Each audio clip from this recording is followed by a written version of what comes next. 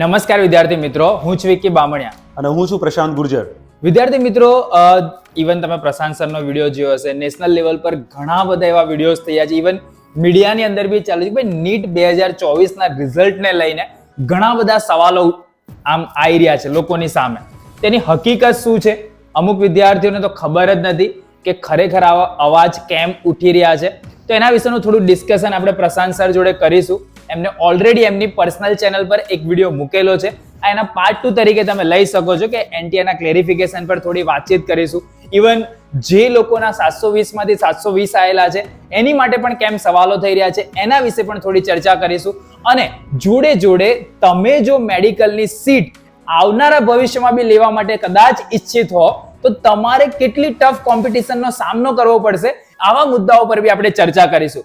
મતલબ કે જે વિદ્યાર્થી ડોક્ટર બનવાના છે, બની ગયા છે, કાં તો ભવિષ્યમાં બનવાના સપના જોવે છે, એ બધા જ વિદ્યાર્થીઓ, પેરેન્ટ્સ તથા ટીચર માટે આ વિડીયો અગત્યનો સાબિત થશે. આની અંદર 2024 ના રિઝલ્ટની ડિસ્કશન તો ડેફિનેટલી થશે સાહેબ, આપણે કરવાના ને કરીશું. પણ જોડે જોડે ભવિષ્યની અંદર પણ તમારે તૈયારીની અંદર શું શું બાબતોનું ધ્યાન રાખવું પડશે એના વિશે પણ આપણે ચર્ચા સ્ટેપ બાય સ્ટેપ કરીશું. તમે આ વિડીયોને ખાલી અંત સુધી જોતા રહેજો. હવે પ્રશાંત સર, મારે પહેલા તો જાણવું છે કે આ જે નીટ 2024 નું જે રિઝલ્ટ છે એ આટલું બધું મીડિયાની અંદર, સોશિયલ મીડિયાની અંદર, ન્યૂઝપેપરની અંદર કેમ આવી રહ્યું છે? સર, આ જે 2024 નીટનું જે રિઝલ્ટ આવ્યું ને, તો કેટલીક બાબતો શરૂઆતથી જાણવા જેવી છે. કારણ કે દર વર્ષે રિઝલ્ટ ડિક્લેર થાય અને છોકરાઓ રિઝલ્ટ જોવે, પોતાના માર્ક જોવે, સાથે રેન્ક ચેક કરે અને ગયા વર્ષના માર્ક સાથે કમ્પેરિઝન કરે કે મને ગયા વર્ષે આ સીટને આ સીટ આટલા માર્કે મળી હતી તો મને મળશે કે કેમ. એટલે બુકલેટના આધાર પર છોકરો એક ટાર્ગેટ બનાવે કે મને 650 માર્ક્સ લાવવા છે જેથી કરીને મને આ મેડિકલ કોલેજમાં એડમિશન મળી જાય. આ વર્ષે એનટીએ શું કર્યું કે જેવું રિઝલ્ટ ડિક્લેર કર્યું 4th જૂને ઇલેક્શનના રિઝલ્ટ ચાલુ હતા અને એવામાં અચાનક 4 વાગે રિઝલ્ટ ડિક્લેર કર્યું. અને એનટીએ એવું દર વર્ષે રિઝલ્ટ ડિક્લેર થાય રીતે એનટીએ એવું હશે કે આ વર્ષે રિઝલ્ટ ડિક્લેર થઈ જાય, થોડા દિવસમાં કાઉન્સેલિંગ ચાલુ થશે અને બાકીનું બધું જ કામ ઠાડે પડી જશે. પરંતુ પ્રોબ્લેમ ક્યાં થયો? નંબર 1, પહેલી વાત અગત્યની એ છે કે જેટલા પણ એજ્યુકેટર ઇન્ડિયાના છે, જેમણે બધા વિડીયો બનાવ્યા છે અને જે લોકોના માહિતી પહોંચાડી છે, 2 રિઝલ્ટ એવા આવ્યા 718 અને 719 માર્ક, જે ઇમ્પોસિબલ છે, મેથેમેટિકલ વેમાં પોસિબલ જ નથી કે 720 માંથી 720 હોઈ શકે, એક છોડો તો 716 હોઈ શકે, ખોટો પડે 715 હોઈ શકે. કોઈ મેથેમેટિકલ કેલ્ક્યુલેશન એવું મતલબ કે 717, 18, 19 એ શક્ય નથી. જે નીટની જે એક્ઝામ પેટર્ન છે એ પ્રમાણે પોસિબલ જ નથી. યસ. તો પહેલી વાર જ્યારે આવા રિઝલ્ટ જોયા અને આટલા બધા એજ્યુકેટરે જ્યારે વિડીયો બનાવ્યા ત્યારે જ એને એનટીએ કહે છે કે હા ભાઈ, અમે કેટલાક છોકરાઓને ગ્રેસ આપી દીધા છે. ત્યાં સુધી કોઈને ખબર પડતી નથી. અને પહેલી વાર એનટીએ એવું કહે છે, આટલો બધો હોબાળો મચ્યો, કેટલાય બધા દિવસ, 2-3 દિવસ સુધી બધા વિડીયો બનાવ્યા, એનટીએ ને સવાલ કર્યો, છોકરાએ કે એનટીએ જવાબ દે, હેશટેગ ચાલ્યા, ત્યારે તો એનટીએ કહે છે કે હા ભાઈ, આ વર્ષે અમે આવું કંઈક કર્યું છે. હા, એટલે કોઈને કદાચ એવો સવાલ થાય કે ભાઈ ગ્રેસ એ લોકોની ઈચ્છા થઈ તો આપી, જે રીતે ગુજરાત બોર્ડની અંદર બી ગ્રેસ મળે છે, પણ આની અંદર એવું કોઈ પ્રાવધાન પહેલેથી વિદ્યાર્થીઓને જણાવવામાં નહોતું આવ્યું કે ભાઈ આ ટાઈપનું ગ્રેસિંગ પણ થઈ શકે છે.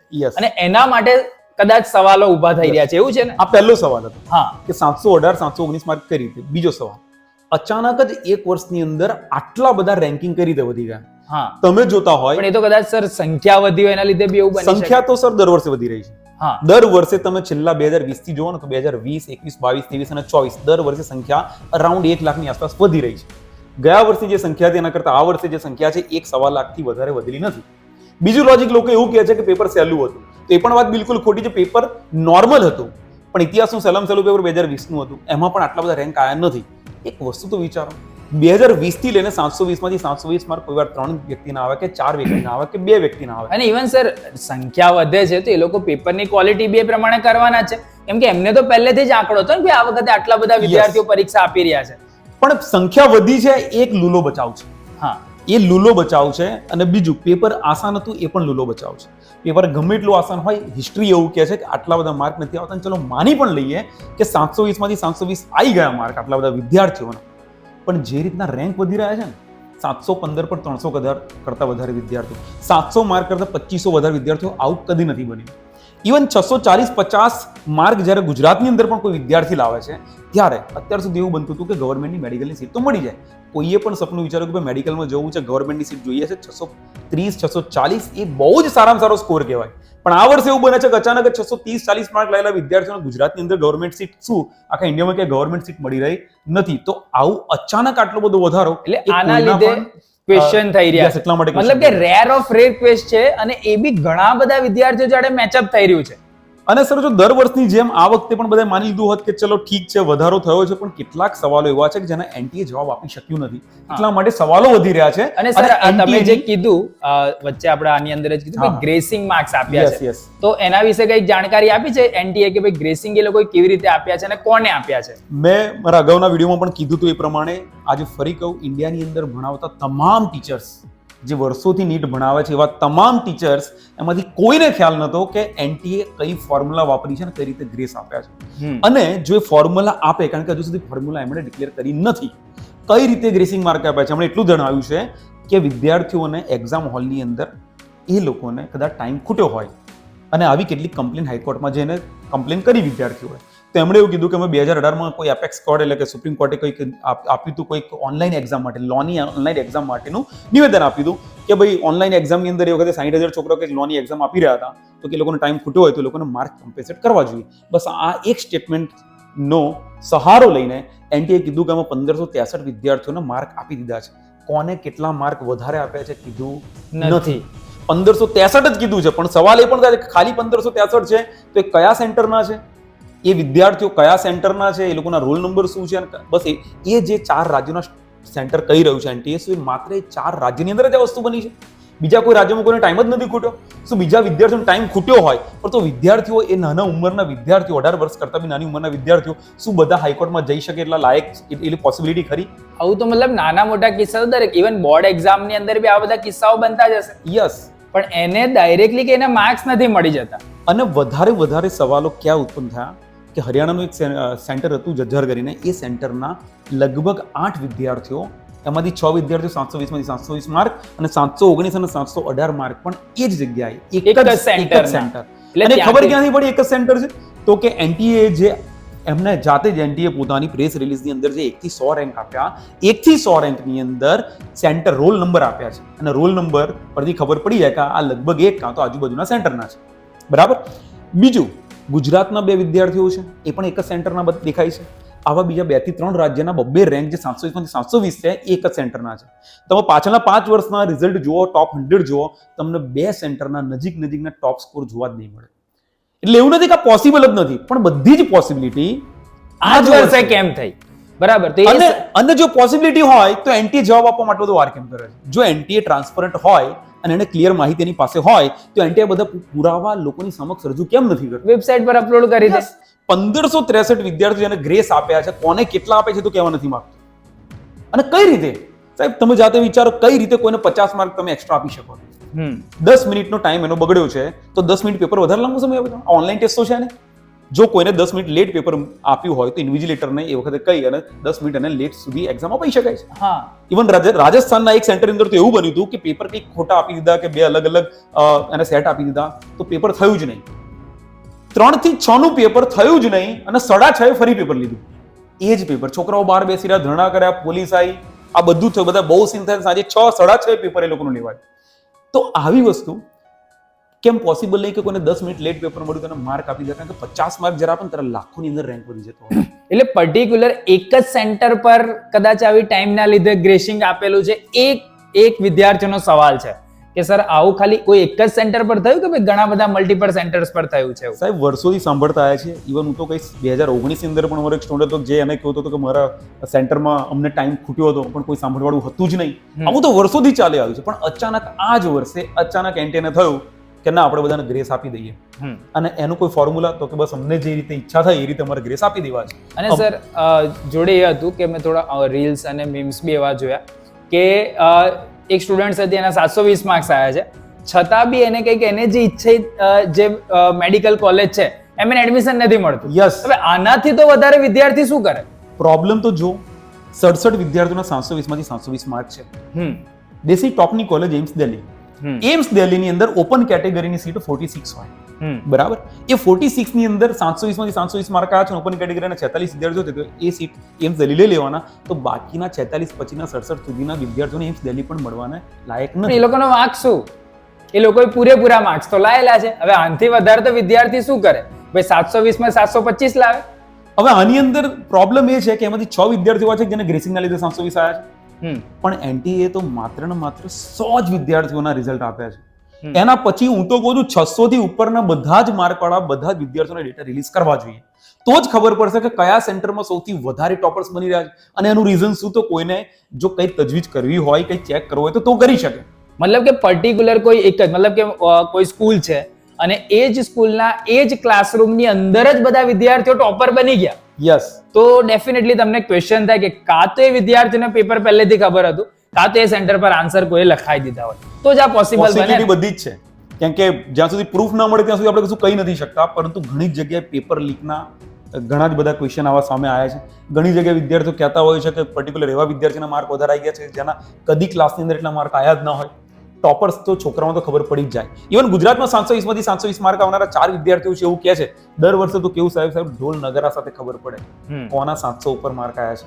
પરંતુ ગુજરાતના 4 વિદ્યાર્થીઓ છે, તો કેમ 4 વિદ્યાર્થીઓની ડિટેલ સામે નથી આવતી? બરાબર, મને 4 વિદ્યાર્થીઓની ડિટેલ સામે મળી, નામ, ફોટો, સેન્ટર, કાં તો પછી એની સ્કૂલ, આની કંઈક માહિતી મળે તો એની આસપાસના સ્ટુડન્ટ તો કહે ને કે સર આ ખરેખર ટોપર હતો એટલે એના 720 આવ્યા છે. અહીંયા સર આપણે ટોપરની કાબિલિયત પર સવાલ નથી ઉઠાઈ રહ્યા.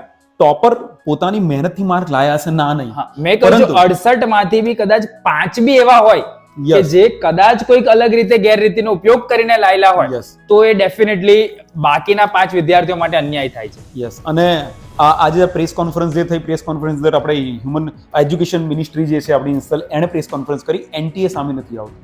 એનટીએ ખાલી પ્રેસ રિલીઝ આપે છે અને એવા લુલા બચાવ કરે છે. એ પ્રેસ રિલીઝ ની અંદર જ સવાલ ઉભા થાય એવા જવાબો એમણે આપ્યા છે. અને ત્યારબાદ પ્રેસ કોન્ફરન્સની અંદર તો જે મીડિયાવાળા સવાલ પૂછે જેને ખબર પોતાને નથી હોતી કે આ એક્ઝામમાં કઈ રીતે કન્ડક્ટ થતી હોય છે અને વિદ્યાર્થીઓને કઈ રીતે અન્યાય થયો છે.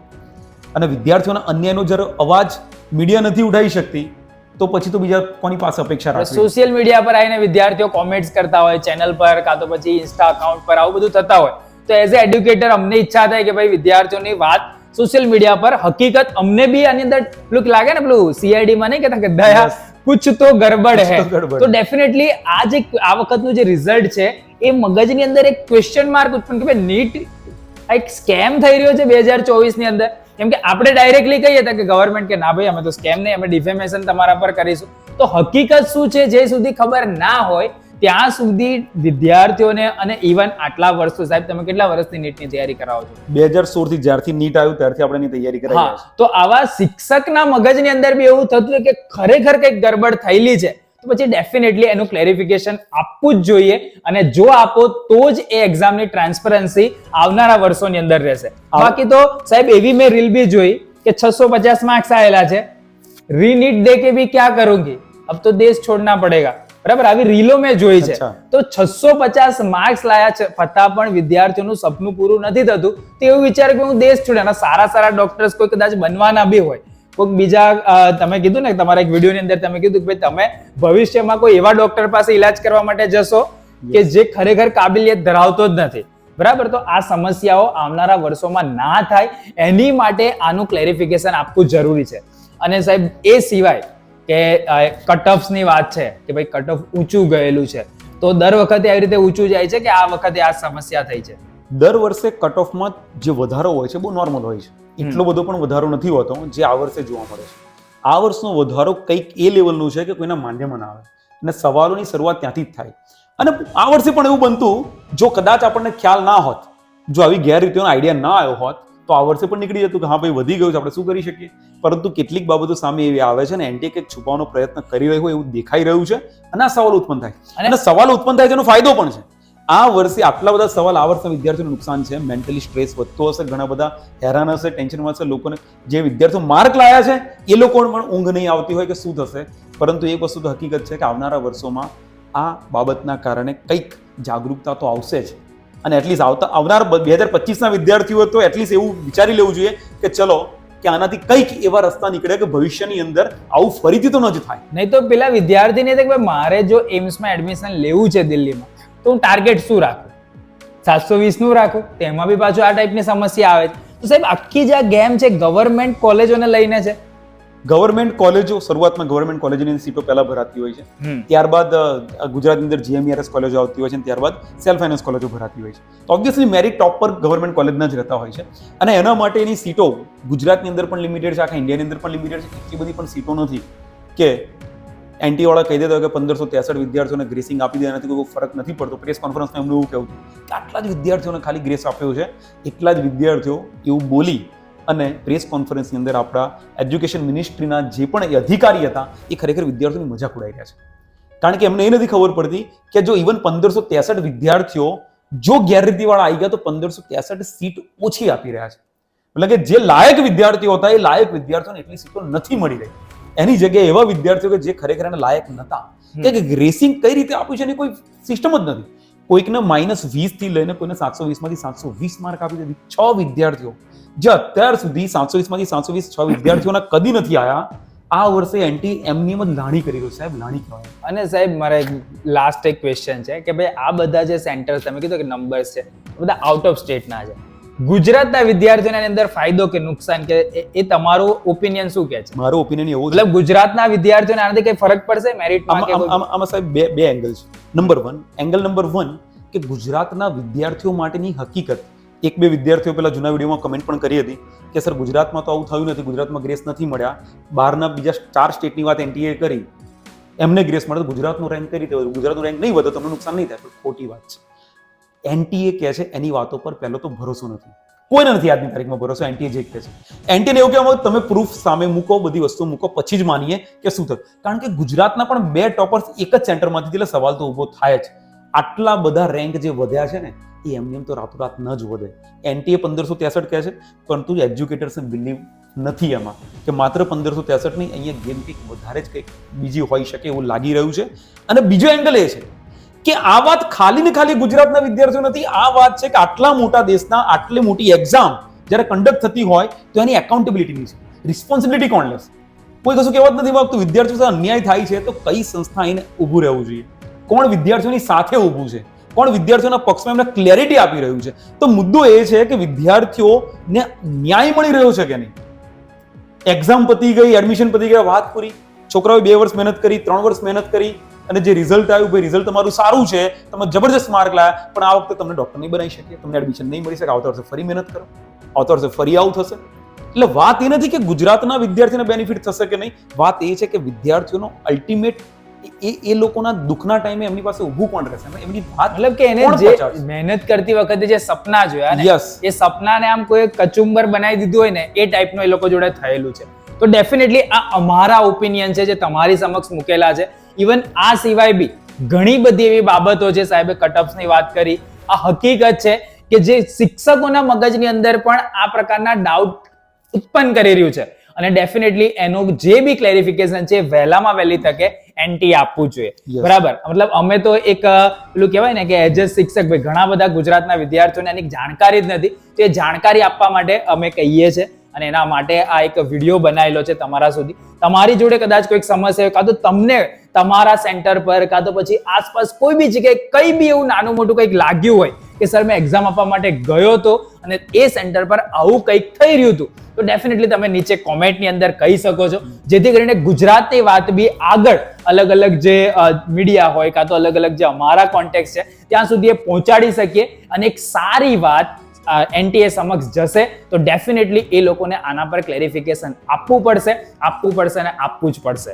બરાબર સાહેબ, તમારું લાસ્ટ આના પર તમે શું કહેશો કે ભાઈ એનટીએ માટે ને આ વિદ્યાર્થીઓ માટે? લાસ્ટ તો એટલું જ કહીશ કે આ જે લડત વિદ્યાર્થીઓ માટેની છે એટલે આગળ સુધી પહોંચી ગયેલી છે કે આ અધવચ્ચે રોકાવાની નથી. અને વિદ્યાર્થીઓને પણ પેશન્સ રાખવાની સલાહ આપીશ કે પેશન્સ રાખવું જરૂરી છે. કંઈક ને કંઈક પોઝિટિવ રસ્તા મળશે અને આ એક વર્ષ માટેની વાત નથી, આવનારા તમામ વર્ષો માટે વિદ્યાર્થીઓ માટે કંઈક ને કંઈક સારું થશે, એ ડિરેક્શનમાં જ કામ થશે. કારણ કે એવું તો છે નહીં કે કોઈ પોતાની મન ફાવે એ રીતે નિર્ણયો લે અને લોકો જોઈ જ રહેશે, તમે જે કહેશો એક્સેપ્ટ થઈ જશે. લોકશાહી દેશ છે. યસ, લોકશાહી દેશમાં ભારત આવા દેશ, આટલા મોટા દેશની અંદર આ વસ્તુ પોસિબલ નથી કે તમે જે પણ કહેશો વિદ્યાર્થીઓ ચૂપચાપ સાંભળી રહેશે. અને વિદ્યાર્થીઓ શિક્ષકો, આવનારું ભવિષ્ય છે. કારણ કે શિક્ષકોને કહેવાતું કે વિદ્યાર્થીઓનું ઘડતર નહીં, દેશનું ઘડતર શિક્ષકો કરતા હોય છે. તો શિક્ષકો આ વસ્તુને એમની એમ તો નહીં જ ચલાવી લે. તો વિદ્યાર્થીઓનો તો માત્ર ને માત્ર પેશન્સ રાખવાની સલાહ છે, કારણ કે ઘણી બધી જગ્યાએ હાઈકોર્ટની અંદર PIL દાખલ થઈ છે, રીટ દાખલ થઈ છે અને અલગ અલગ આન્સર્સ આવી રહ્યા છે. બસ ખોટી રૂમર્સથી બચો. અને મારા ખ્યાલથી સાહેબ સુપ્રીમ કોર્ટ બી અંદર ઇન્ટરફિયર કરશે. મને ભરોસો છે કે કરશે, આપણા ન્યાયતંત્ર પર ભરોસો છે. અને NTA એમની સામે ઇવન ભલે વિદ્યાર્થીઓની સામે મીડિયામાં ના આવતા હોય, પણ કોર્ટની સમક્ષ સુપ્રીમ કોર્ટના જે જજ હશે, જસ્ટિસ હશે, એમની સામે ઊભું રહેવું પડશે અને આનું ક્લેરિફિકેશન આપવું પડશે કે ભાઈ આટલા લાખ વિદ્યાર્થીઓ જો કહી રહ્યા છે તો પછી એ લોકોને જવાબ આપી દો ને. ભાઈ આ હકીકતમાં એ લોકોને જે જોઈએ ભાઈ આ બધી ડિટેલ્સ અવેલેબલ છે. કારણ કે બધાને ડાઉટ છે કે હજુ કંઈક એવી બાબતો છે કે જે લોકોની સામે નથી આવી. હજુ કંઈક એવું કંઈક ખૂટે છે કે જે લોકોની સામે નથી આવી, NTA એનાથી ગભરાય છે. બાકી જો આટલી જ બાબત હોત તો NTA ક્યારનું ક્લિયર કરી ચૂક્યો હોત. પણ તો ડાઉટ એ છે કે આજે સ્કેમ કહીએ ને, સ્કેમ ક્યારે કહેવાય જ્યારે બહુ મોટા લેવલનું કંઈક એવું હોય કે જે એ છુપાવવાનો પ્રયત્ન કરતા હોય, તો ત્યારે જ આવો એ થાય ને. અને બીજું સાહેબ, જો અમુક જણા એવી બી વાતચીત થઈ ભાઈ પરીક્ષા ફરી લેવાશે, તો જ્યાં સુધી અમારો એક્સપિરિયન્સ છે ત્યાં સુધી NTA એક્ઝામ તો ફરી કન્ડક્ટ નહીં કરે, પણ ક્લેરિફિકેશન કાં તો પછી જે બી કદાચ કોઈ વિદ્યાર્થી જોડે અન્યાય થતો હશે તો એનો સોર્ટ આઉટ કરવાનો પ્રયત્ન ડેફિનેટલી કરશે. કાં તો બની શકે કે અમુક જે કદાચ કોઈ સ્કેમ પકડાય કાં તો પછી હશે તો સાહેબ અમુક રિઝલ્ટને કાં તો અમુક રેન્કને આ લોકો સસ્પેન્ડ કરી અને ફરીથી રેન્કિંગ સિસ્ટમ જનરેટ કરી અને નવા રિઝલ્ટ કદાચ રિલીઝ કરી શકે. આ ટાઈપનું સોલ્યુશન મને આની અંદર લાગે છે. બાકી એક્ઝામ કન્ડક્ટ તમને શું લાગે છે? નવા રિઝલ્ટ ડિક્લેર કરવા જોઈએ, ક્લેરિટી સાથેના રિઝલ્ટ ડિક્લેર કરવા કે જોઈએ. ભાઈ આ જે ડાઉટફુલ રિઝલ્ટ જે છે આટલા હજારો વિદ્યાર્થીઓના કે આટલા જણના, એને અમે અત્યારે પેન્ડિંગ રાખીએ છીએ, કાં તો પછી એ લોકોને સસ્પેન્ડ કરીને એ લોકોની ફરીથી એક્ઝામ લેવાય છે, કઈ બી XYZ આ ટાઈપનું કદાચ સોલ્યુશન કાં તો સુપ્રીમ કોર્ટ તમને કહેશે. જે બી અપડેટ આવશે અમે ફરીથી તમારી સમક્ષ એને રજૂ કરીશું, જેથી કરીને તમને પણ એની જાણકારી રહે. પણ આ વસ્તુની અંદર જ્યાં સુધી વિદ્યાર્થીઓ તમે ઇન્વોલ્વ નહીં થાવ ત્યાં સુધી તમારી માટેની લડત કોઈ નહીં લડે. બરાબર? ઇવન ભલે કોઈક કદાચ કોઈક ઇન્સ્ટિટ્યૂટ છે કાં તો કોઈ ટીચર છે સુપ્રીમ કોર્ટની અંદર જઈ રહ્યો છે, પણ એની પાછળ લાખો વિદ્યાર્થીઓનો સપોર્ટ હશે ને તો એ ત્યાં ઉભો રહેશે. બાકી પછી એને થશે કે હું એકલો શું કરવા આની માટે લડું. તો ડેફિનેટલી તમને કોઈ બી જગ્યાએ કઈ નાનું મોટું બી લાગ્યું હોય એક્ઝામ આપતી વખતે તો નીચે કાં તો તમારી પાસે કોઈ એક્સ્ટ્રા એવી જાણકારી હોય કે જે કદાચ કોઈ વિડીયોની અંદર ના બતાવતું હોય તો બી તમે નીચે કોમેન્ટની અંદર કરજો, અમે એને હાઇલાઇટ કરીશું અને જરૂરી જે માહિતી હશે તો આપણે આગળ પણ એને ફોરવર્ડ કરીશું. સાહેબ હવે આ સેશનને તો આપણે અહીંયા કમ્પ્લીટ કરીએ છીએ, પણ લડતને ચાલુ રહેશે. બરાબર? તો એક હેશટેગ નીચે ખાલી થવો જોઈએ કે જસ્ટિસ ફોર નીટ 2024. બરાબર? જેથી કરીને આ એક હેશટેગ છે જે ઘણા બધા ચલાવી રહ્યા છે અને નીટ સ્કેમ, આપણે સ્કેમ વાળો નથી રહ્યો પણ જસ્ટિસ વાળો, ભાઈ justice for student, justice for NEET 2024 આટલો ખાલી તમે હેશટેગ કોઈ બી જગ્યાએ કોઈ બી કોમેન્ટ કરવાના રિલેટેડ તો જોડે જોડે રાખજો. તો ડેફિનેટલી કોઈ બી કદાચ એ હેશટેગને બી ક્લિક કરશે તો એના રિલેટેડ જે બી જાણકારી છે એ લોકો સુધી આવી જશે. ફરીથી આપણે કંઈક મળીશું નવા વિડીયો માટે, પણ કોઈ વિદ્યાર્થી હોય તેના વિડીયો જરૂરથી શેર કરી આપજો, જેથી કરીને ગુજરાતીમાં બી ખબર પડે કે હકીકતમાં શું થઈ રહ્યું છે નેશનલ લેવલ પર અને તમારી માટે કયા કયા પ્રકારની અલગ અલગ જે માહિતી છે એ તમારી માટે અલગ અલગ લોકો લડત લડી રહ્યા છે. તમારે ફક્ત ખાલી એને સપોર્ટ કરવાનો છે અને એ લોકો જેથી કરીને પેલી વાતો જે છે ને ભાઈ જેટલી મોટી મીડિયા કાં તો જેટલી મોટી વાતનું પેલું વતંગડ થાય એટલો વહેલો એનો આન્સર આપવો પડે. તો આપશે સુપ્રીમ કોર્ટ બી ક્લેરિફિકેશન કદાચ માંગશે અને NTA ને પણ આપવું જ પડશે. પણ અમને તો એવું લાગ્યું એટલા માટે આ વિડીયો બનાવ્યો છે કે કંઈક આની અંદર કંઈક તો એવું કંઈક થયેલું છે જે વિદ્યાર્થીઓ માટે ના થવું જોઈતું હતું. ઓકે, તો ફરીથી આપણે મળીશું વિડીયોની અંદર. ત્યાં સુધી આવજો.